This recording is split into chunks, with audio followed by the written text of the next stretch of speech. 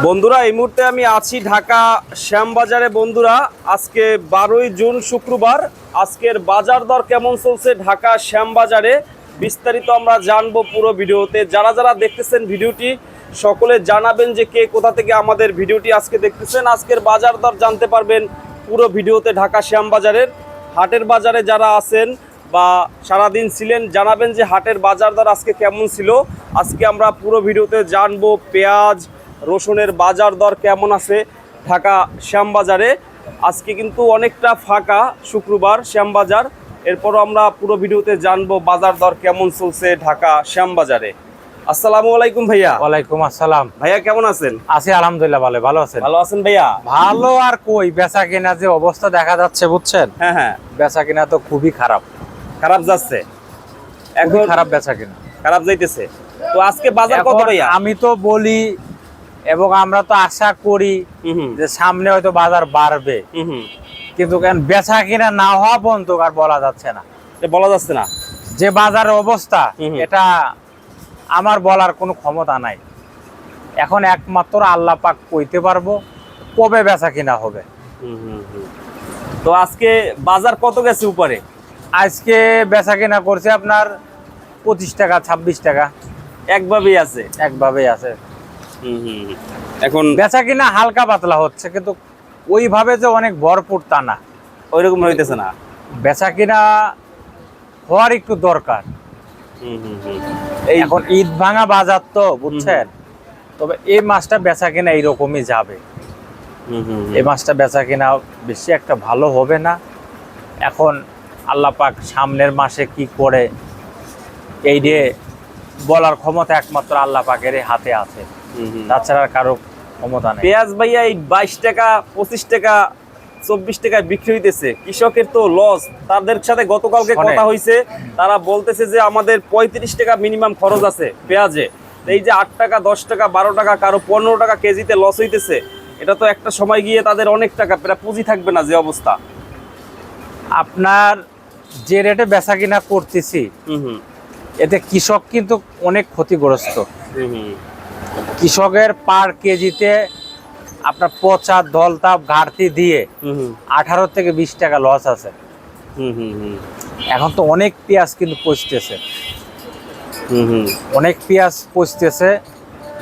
এই পেঁয়াজগুলা যদি ফেলে দেয় তাহলে কিন্তু ঘাটতি আছে। কৃষকের উৎপাদন খরচ আছে 35 টাকা, চাঙে উঠাইছে ওইটা উঠানো খরচ নামানো খরচ। পেঁয়াজ জেনে রাখছে 1 মন, সেনে হয়েছে এখন 30 কেজি 32 কেজি। এরপরে পচা ফেলেছে, তাহলে আপনার দেখেন 50 টাকা পড়ে গেছে।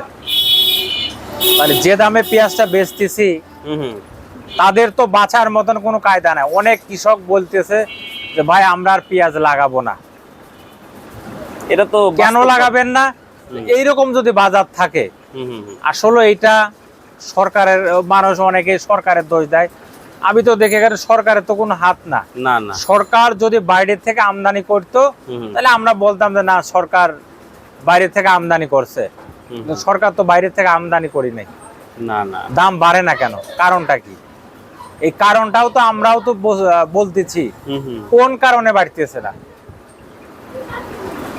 পেঁয়াজ উৎপাদন হয়েছে বেশি, আমাদের দেশের যে চাহিদা তার থেকে ডবল। আর এখন পেঁয়াজের দাম কম না, জেনে শুনে যে কোনো লোকে পেঁয়াজ নামায়। আমরা যাদের কাছে পেঁয়াজগুলো বিক্রি করতাম তারা সরাসরি ডাইরেক্ট মাল পাচ্ছে, সরাসরি অনেক ব্যাপারী দিচ্ছে, কৃষক আছে তারা দিচ্ছে। অনেক জন্য শ্যামবাজারের চাপটা কম, তো এই জন্য আমাদের বেচা কিনা কম।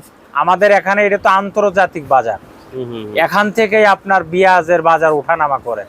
এখানে যদি বেচা কিনা ভালো হয় সারা বাংলাদেশে কিন্তু হয়। এখানে যদি বাজার বেচা কিনা খারাপ হয়, বেচা কিনা কম হয়, সারা বাংলাদেশে কিন্তু সেই প্রভাবটা পড়ে। এই জন্য ওই মকরশলে যারা পাইকার আইবো কিনতে তারা তো জায়গায় বসে মাল পাচ্ছে, তাহলে আমরা মালটা কার কাছে বেচবো? দেখেন না, আমরা ঘর খালি করে, ঘর বইরা খালি হাতে বসে আছি, কোনো বেচা কেনা নাই, কোনো কিছু না। পাইকাররা সরাসরি হাটের বাজারে যাচ্ছে অথবা কৃষক ব্যাপারীদের সাথে আছে, অনেকেই সরাসরি নিচ্ছে, তারা আসতেছে না এবং তাদেরও বেচা কিনা খারাপ। তারাও নিয়ে যে লাভবান হচ্ছে তা কিন্তু হচ্ছে না। না না না। তাদেরও বেচা কিনা খারাপ। খুচরা বাজারে ভাইয়া বিক্রি হইতেছে না পেঁয়াজ, খুচরা বাজারে একদমই বেচা কিনা হচ্ছে। বিক্রি হয় না। এখন ফলের সিজন, এখন বিভিন্ন ফেরিওয়ালারা ফল বিক্রি করতেছে, আম, কাঁঠাল, লিচু, জাম, এইগুলা এখন বেচা কিনা হচ্ছে বেশি। সব সময়ের জন্য এই 3 মাস বেচা কিনা খারাপ হয়, বৈশাখ, জ্যৈষ্ঠ, আষাঢ়। কারণ এই 3 মাস হলো ফলের সিজন, এই ফলটাই বেশি বেচা কিনা হয়। এই মাসটা, এই 3 মাসটা মন্দা যায়। এখন যাক, আল্লাহ পাক যেমনে রাখে আলহামদুলিল্লাহ। এখন সামনে কি করবে আল্লাহ, এখন আল্লাহ ছাড়া তো কারোর হাত নাই।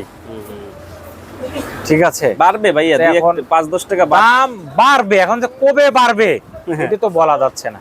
ওইটা বলা সম্ভব না, এটা বলা কারো সম্ভব হচ্ছে না। আর এখন যে বাজার, সম্ভব না। তবে এই মাসটা এরকমই যাবে, সামনের মাসে 1-2 তারিখে বলা যাবে যে কি বাজারটা হবে? কি পজিশনে যায়। আর পেঁয়াজ তো- মেন কথা যে অনেকের পেঁয়াজ তো পচে যাচ্ছে, এই পেঁয়াজটা রাখতে পারতেছে না। পেঁয়াজ পচতেছে, আলু পচতেছে, এই রসুন যারা কেনে তাদেরও লস। তাহলে কৃষক বাঁচবে কেমনে? মানুষ বলে যে সবাই এসে কৃষকের নির্যাতন করে, ঠিক আছে তাদের কথা। এখন সরকারের আমি ব্যবসায়িক হিসাবে সরকারের কাছে বলি, সরকার যেন যেরকম সারের ট্যাক্স কমাই দেছে, কৃষক যাতে তাদের সারটা যেন ন্যায্য দামে পায়, ওই সারের দামটা, ট্যাক্সের দামটা আপনি কমাই দিবেন। এবং কৃষক পর্যায়ে আছে যারা, যেরকম আলু রাখছে, আলু হিমাগারে রাখছে, আলুর যে একটা ভাড়া দ্বিগুণ, এর যদি সরকার হিমাগারে যদি কৃষকের ডোনেশন দিত, যে তাদের ভাড়া আছে 300 টাকা, ওখানে আমি 100 টাকা ডোনেশন দিচ্ছি, কৃষক দিক 200 টাকা, তাও মোটামুটি কিন্তু কৃষক বাঁচত, কিছুটা সুবিধা পাইতো। আর আমাদের দেশে যারা পেঁয়াজ লাগায়, এই পেঁয়াজ কৃষক যারা পেঁয়াজ এবং রসুন লাগায়, তাদেরকে যেন এই কৃষক দেখে সারটা যেন আপনার এই সরকারি রেটে যেন দেয়। সরকারি রেট একটা কম আছে, পাবলিকের রেট যদি থাকে 20 টাকা, সরকারি রেট 10 টাকা, এইভাবে যেন দেয়, তাহলে কৃষক মোটামুটি বাঁচতে পারবে। তার এবার আমাদের দেশে কৃষক কিন্তু ধ্বংস হয়ে যাচ্ছে, অনেক খারাপ। তারা কোনো ফসলের দাম পাচ্ছে না। তারা যদি এরকম লস খায়, তারা কেমনে করবে ফসল? আমাদেরও মনের কাছে কষ্ট লাগে, তারা মাথার ঘাম পায় এই রোদের ভিতরে কিভাবে কষ্ট করে পরিশ্রম করে ফসলটা কিন্তু করে। যারা ব্যাপারী ব্যবসা করে তারাও কিন্তু অনেক কষ্ট করে, খুচরা বাজারে যারা নিয়ে বেচে তারাও কষ্ট করে। আমরা যে বসে থাকি তা না, আমরাও কিন্তু পরিশ্রম করি। এই সকালবেলা আসি, কত রাইতে ঘুমাই, সারাদিন টেনশন, এই গরম, ঝড় বৃষ্টি ঠিক নাই, এসে ব্যবসা প্রতিষ্ঠানে বসে থাকা লাগে। তো এই জন্য বাজারটা স্বাভাবিক থাকে, এটাই ভালো। বেচা কিনা কম বেশি হোক, দাম কম হোক, বেচা কেনাটা হইলে সবার কাছে ভালো লাগে। এখন কম আছে, সামনে ভালো হইতে পারে, দামটা বাড়তে পারে, বলা যায় না। কাঁচা মালের তো কোনো স্টেশন নাই, ঠিক আছে। তো এই জন্য আমি আল্লাহর কাছে দোয়া করি কৃষকের জন্য, আল্লাহ পাক তাদেরকে জন্য ধৈর্য ধরা তৌফিক দান করে। যারা ব্যাপারী আছে লস খাইছে, তাদেরকেও যেন তৌফিক দান করে। এবং দেখা যাক আল্লাহ পাক আপনাদের ভালো কিছু করে নাকি। আপনারা নামাজ পড়েন, আল্লাহর কাছে দোয়া করেন, দেখেন আল্লাহ আপনাদের দিকে তাকায় নাকি। অত এইবারে খারাপ, সামনের বারে ভালো হইতে পারে, 1 মাস পরে ভালো হইতে পারে, 10 দিন পরেও তো ভালো হইতে পারে, বলা যায় না, সম্ভাবনা আছে ভাই। রসুনের বাজার কত আছে? রসুনের বাজারও খারাপ। রসুন বিক্রি হচ্ছে এটা 55 টাকা, এটা 50 টাকা, এইটা 50 টাকা। আচ্ছা, আমাদের দেশে বাইরের আমদানিকৃত জিনিসের দাম বেশি, আমাদের দেশের পণ্যের দাম কম। তাহলে আমরা পাবলিক যারা, আমরা তো কৃষকরে বাঁচাই না। কৃষক বাঁচবে কেমনে? কৃষকও তো আমাদের ভাই, কৃষক আমাদের চাচা, কৃষক আমাদের মামা খালু, ওই তো অনেক, হয়তো আত্মীয় স্বজন আছে না, একজনের ধরে তো একজন। এই জন্য আমরা সবাই তাদের জন্য দোয়া করি, ঠিক আছে। কৃষক ভাই যারা আছে তাদের জন্য আমি আন্তরিক অভিনন্দন জানাই যে আপনারা ধৈর্য ধরেন, দেখেন আল্লাহ পাক কি করে। আসলে ধৈর্যটা ধরবে কেমনে? পেঁয়াজ তো পচে যাচ্ছে। সকালবেলা আজকে 2 জন বললো যে ভাই আমি পেঁয়াজ নামাইছি, অনেক পেঁয়াজ আমার পচে গেছে। আসলে পচে গেছে, নষ্ট হয়ে গেছে। এখন এইটা তো করার কিছু নাই। এবার পেঁয়াজটা উঠবে, ওঠার আগেই বৃষ্টি পাইছে, এই বৃষ্টি পাওয়ার জন্য তো এইবার এই ক্ষতি। এই বৃষ্টি না পাইলে কিন্তু এরকম ক্ষতি হইতো না, মাল স্টকে চলে যেত। তবে যাক, সরকারের এখন যে দাম কৃষক পাচ্ছে না, সরকারের কাছে বলি দেখেন আপনি বাইরে কেমনে আমদানি করা যায়, এই যে রপ্তানি করা যায়। সরি, আমার ভুল হয়েছে, এর জন্য ক্ষমা প্রার্থী।